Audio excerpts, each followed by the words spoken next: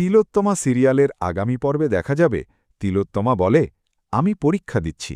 আর সেটা কোনো সাধারণ পরীক্ষা নয়, এটা আমার জীবনের সবচেয়ে বড় অগ্নিপরীক্ষা মাই ডিয়ার হাজব্যান্ড। এর সামনে অন্য কোনো পরীক্ষায় কিছু নয়।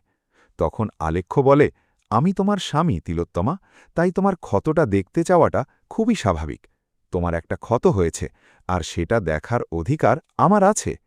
কিন্তু তমসা বলে, বাড়ির বাকি সবার মতো আপনিও যে আমাকে সন্দেহ করবেন সেটা আমি কখনো ভাবিনি। তবে তমসা এত সহজে হার মানার মেয়ে নয়।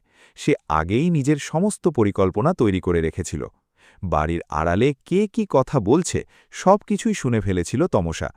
এদিকে সমু ভাবে, আমি তো এখনো জানতে পারলাম না ডাক্তার দিদি বেঁচে আছে নাকি মারা গেছে, আর ডাক্তার দিদির বদলে যিনি এসেছেন তিনিও আমাকে কিছু বলছেন না।